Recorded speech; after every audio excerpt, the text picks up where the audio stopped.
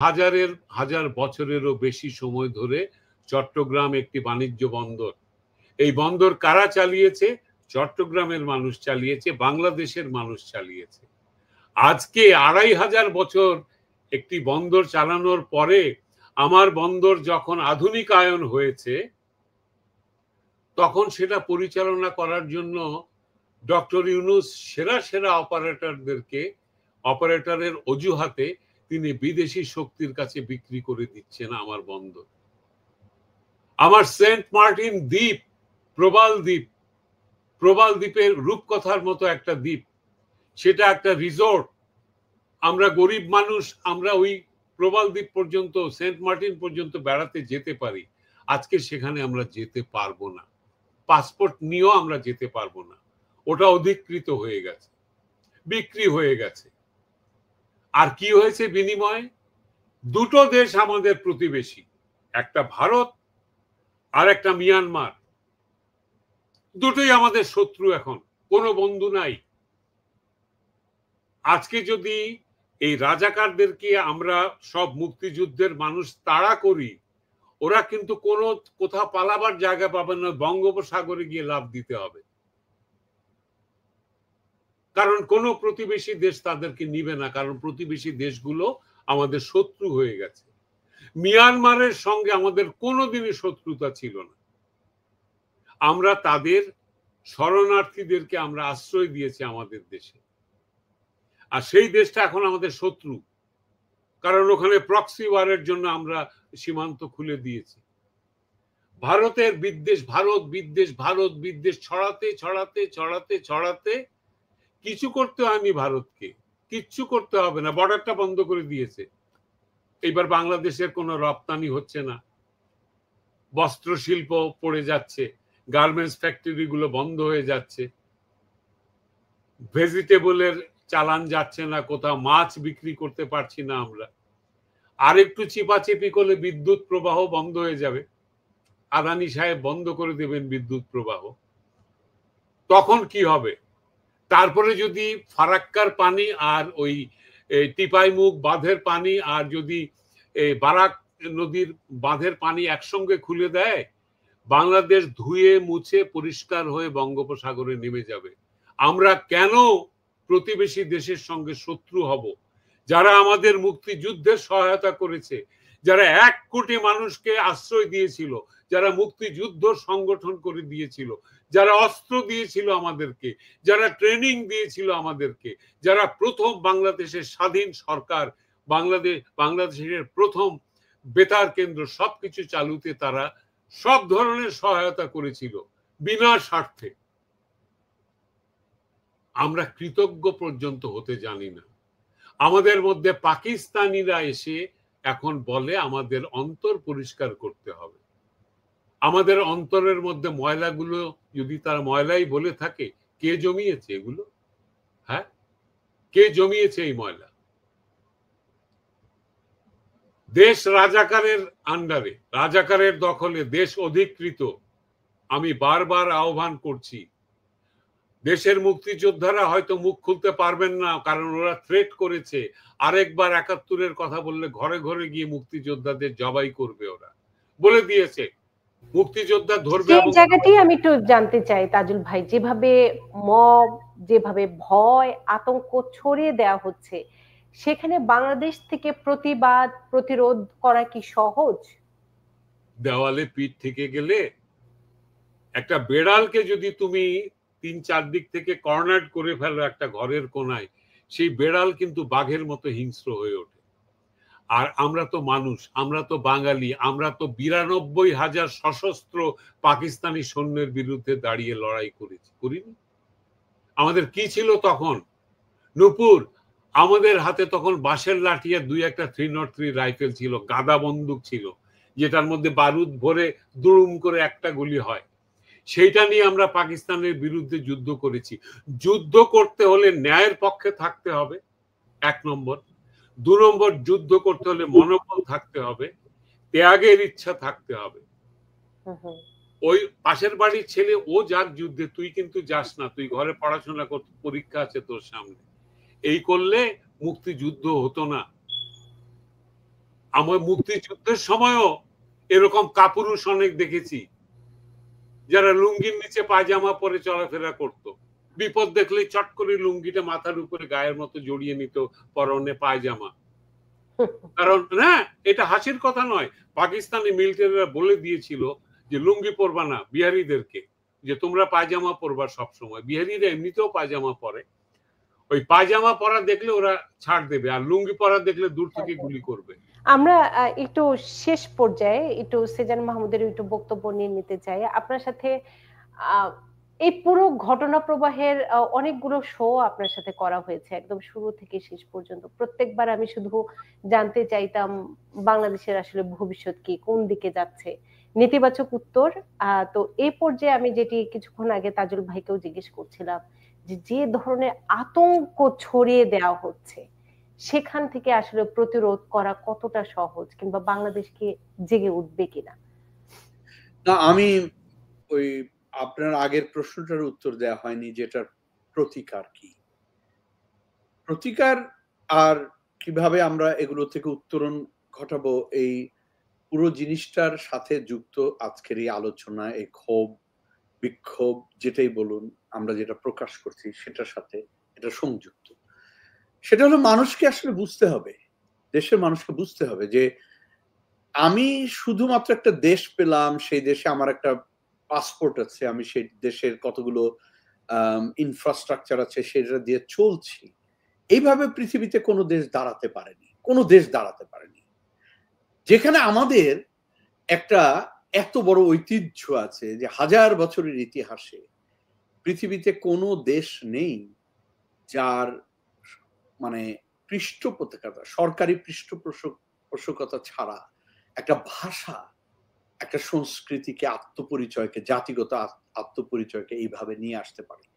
এটা নিয়ে যত ইন্টেলেকচুয়াল আছে তাদের সাথে বিতর্ক করা যায় যে আমরা বাঙালি এই জায়গাটায় আমরা পৃথিবীতে ইউনিক। কিন্তু আমরা কিন্তু এই জায়গাটায় একটা বড় রকমের এক্সাম্পল তৈরি করে দিয়েছি, একটা আমরা অভিধা তৈরি করে ফেলেছি বাংলাদেশের মানুষ বলি, কিংবা আমাদের ভূখণ্ডের বাঙালি যারা বাংলা ভাষায় কথা বলি তাদের।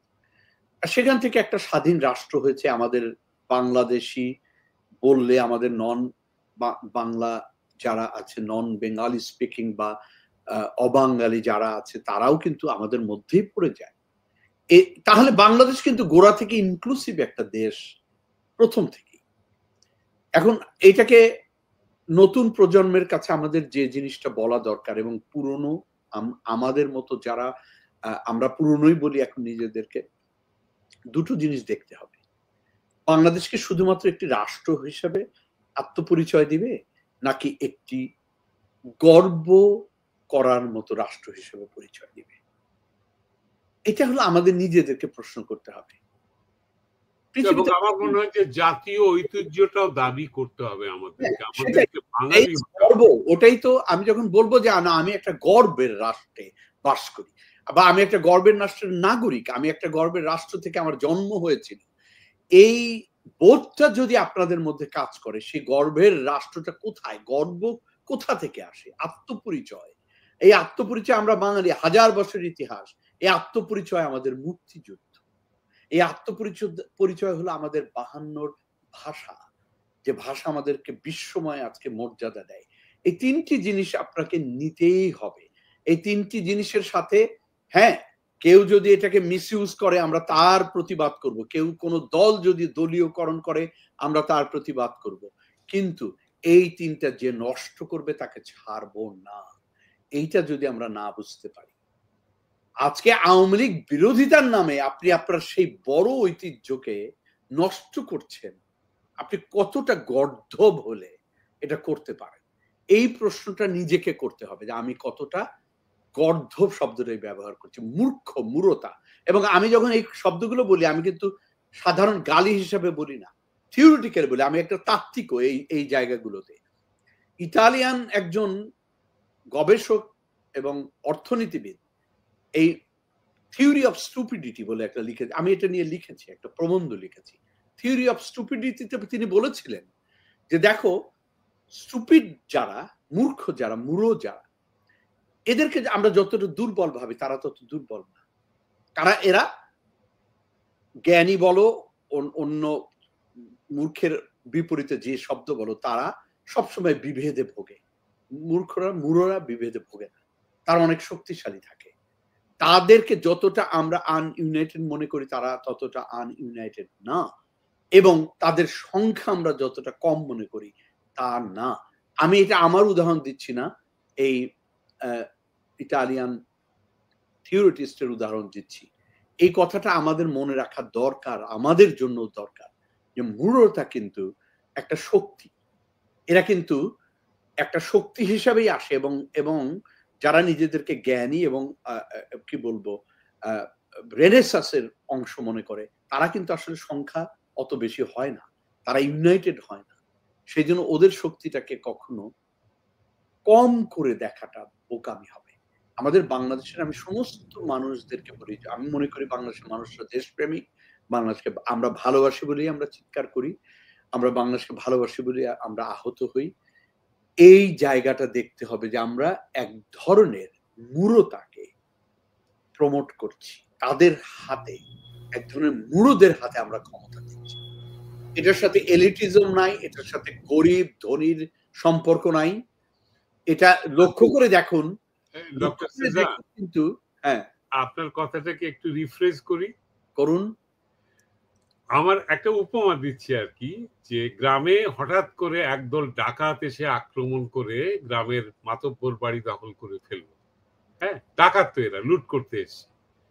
এইবার গ্রামবাসী, ওই মাতব্বর তো পালিয়ে গেছে, এবার ডাকাতকেই ওরা মাতব্বর বানিয়ে কি বলে মান্যগণ্য করে তারা গ্রামের পঞ্চায়েত বানিয়ে ফেললো। ব্যাপারটা অনেকটা এরকম। মূর্খ মানুষ, এই মূর্খরা জানে না যে ওই গ্রামে যে মাতব্বর হয়েছিল সে কয়েক পুরুষ ধরে তারা বনেদি, এবং তারা জ্ঞানী, এবং তারা শিক্ষিত, এবং তারা এই গ্রামেরই মানুষ, গ্রামকে ভালোবাসে। ওইটা ভুলে গিয়ে ডাকাতকে বাপ ডাকতে শুরু করেছে, ধর্ষককে বাবা ডাকছে আজকের এই এনসিপি। এরা জ্ঞান পাপী, কারণ এদের হাতে যে স্মার্টফোনটা আছে, ওরা কিন্তু চট করে গুগল করে জেনে নেয়। আপনি হুট করে একটা তথ্য দিলে ওরা মানবে না, ওরা সব জানে, শুধু বাংলাদেশের ৭১-এর ইতিহাস জানে। সেটাই। হ্যাঁ, বলেন, আপনি যা বলছিলেন। অসংখ্য ধন্যবাদ। আমার শেষ করতে হবে, যদি উপসংহারে দুজন ছোট ছোট করে যুক্ত করতে চান কিছু। তাজুল ভাই শুরুতে। আমি বলছি আমার দেশের মানুষকে, দেশের তরুণ সম্প্রদায়কে, আপনারা প্রস্তুত হন আত্মরক্ষার জন্য এবং প্রতিরোধের জন্য, প্রত্যাঘাতের জন্য তৈরি হন। কারণ তৈরি হতে হবে, আপনি পড়ে পড়ে মার খেলে তো হবে না। আর যারা প্রবীণ মুক্তিযোদ্ধা আছেন, আমাদের এমনিতেই চলে যাওয়ার সময় হয়েছে, বেশিরভাগ মুক্তিযোদ্ধাই প্রয়াত, তাদের সসম্মানে যেতে দেন, তাদের সম্মান রক্ষা করুন। কারণ তাদের মর্যাদা রক্ষা করা মানেই বাংলাদেশের মহান স্বাধীনতা আন্দোলনের মর্যাদা রক্ষা করা। এই আবেদন আমি সবার কাছে রাখছি। তৈরি হন, গোটা পৃথিবী আপনাদের দিকে লক্ষ্য রাখছে, কাপুরুষ হবেন না। অধ্যাপক ডক্টর সিজান মাহমুদ। আমার বক্তব্য হলো যে আমরা কম বেশি সবাই দেশকে ভালোবাসি। আমি বিশ্বাস করি যে মানুষটি, তার মত এবং পথ ভিন্ন হতে পারে, আমার থেকে সম্পূর্ণ আলাদা হতে পারে, আমি তাকে সম্মান করি। একজন বলতে পারে যে আপনার কথাবার্তা সম্পূর্ণ রকমের ভুল, আমি সেটা মেনে নিতে পারি। কিন্তু নিজেকে প্রশ্ন করুন, আমরা কারা? আমরা বাঙালি, আমার একটা স্বাধীন ভূখণ্ড পেয়েছি। যতই আজকে আমরা নানান রকমের ইতিহাস, নানান রকমের অপচর্চা দিয়ে বলার চেষ্টা করি না কেন, বাংলাদেশের মুক্তিযুদ্ধ আওয়ামী লীগের নেতৃত্বে, বঙ্গবন্ধু শেখ মুজিবের নেতৃত্বে হয়েছিল। দেশের আপামর জনসাধারণ মেজরিটি সেখানে অংশ নিয়েছিল। আমার বাড়িতে যখন মুক্তিযুদ্ধের ঘাঁটি হয়েছিল, আমরাও তখন মুক্তিযোদ্ধা, আমার বাবা মা তখন মুক্তিযোদ্ধা, আমি এভাবে দেখি। সেরকম প্রতিটা মানুষই বাংলাদেশের গ্রামে গঞ্জে মুক্তিযুদ্ধের পক্ষের মানুষ। এটা কোনো দলের না, অন্য কিছুর না। এই জায়গাটা হাতছাড়া হতে দেবেন না। যারা এটাকে ব্যবহার করে একটা দলীয় নিন্দা জানাতে গিয়ে আমাদের অস্তিত্বের সংকট তৈরি করছে, আমাদের আত্মপরিচয়ের সংকট তৈরি করছে, যারা আমাদেরকে ভাসিয়ে দিতে চায়। কাদের জন্য? পাকিস্তানি ষড়যন্ত্রের জন্য। এটা এই ব্যাপারে কোনোই নাই। এবং আমি এখানেও বলে দিচ্ছি, ভারত আমাদেরকে সাহায্য করেছে, আমাদের বন্ধু ছিল। তার মানে এই না আমরা ভারতের কাছে নতজন থাকবো, তাও কিন্তু না। কিন্তু তাদের সেই স্বীকৃতিও আমরা দেব। সেই বন্ধুত্বের স্বীকৃতি দিয়েও আমরা আলাদা থাকতে পারি, স্বতন্ত্র থাকতে পারি। তরুণ প্রজন্মকে আমি এই প্রশ্নটা করি, শিক্ষিতদের এই প্রশ্নটা করি, হ্যাঁ, দেশের মানুষকে এইটা বোঝা, ভারত বিরোধিতা করার মানে কিন্তু বাংলাদেশকে ভালোবাসা না, আবার পাকিস্তানের পক্ষে যাওয়া মানেও বাংলাদেশকে ভালোবাসা না। দুটোর কোনোটাই আমাদের দরকার নেই।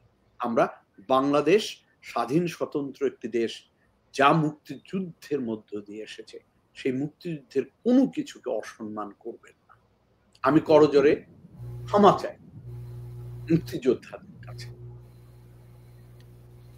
সেটি আপনার প্রতি অসংখ্য ধন্যবাদ তাজুল ভাই, আপনার প্রতি অসংখ্য ধন্যবাদ এবং শ্রদ্ধা দুজনের প্রতি। আমরা এটাই বলতে চেয়েছি অনুষ্ঠান জুড়ে। আজকে মূলত প্রতিবাদের ভাষা আমাদের হয়তো অনেক বড় প্ল্যাটফর্ম নয়, তবে ছোট্ট পরিসরে আমাদের আবেগ, অনুভূতি, প্রতিবাদগুলো জানাতে পেরেছি। সে কারণে আপনাদের দুজনের প্রতি অনেক অনেক কৃতজ্ঞতা। কারণ মুক্তিযুদ্ধ, স্বাধীনতা, বাংলাদেশ, লাল সবুজের পতাকা, সংবিধান, এটি কোনো দলীয় লেবাসে হয়নি। এটি যেভাবে হয়েছে সাধারণ মানুষের স্বতঃস্ফূর্ত অংশগ্রহণ, এবং সেটি সেই মুক্তিযোদ্ধাদের কোনো দলীয় লেবাসে ফেলে দিয়ে তাদের অসম্মান করা, সেটি কোনোভাবে মেনে নেওয়ার মতো নয়। এবং যেটি সেজান মাহমুদ খুব সুন্দর করে বলছিলেন যে যে হয়তো আওয়ামী লীগ কোনোদিন করতো না, সেও হয়তো করবে। কারণ বাংলাদেশের মুক্তিযুদ্ধ ও স্বাধীনতা যারাই সম্মান করবে, যে দল সম্মান করবে, বাংলাদেশের সাধারণ মানুষ তাদের পক্ষেই থাকবে। অসংখ্য ধন্যবাদ দুজনকে, এবং আপনারা দুজনেই ভালো থাকবেন, কৃতজ্ঞতা রইল।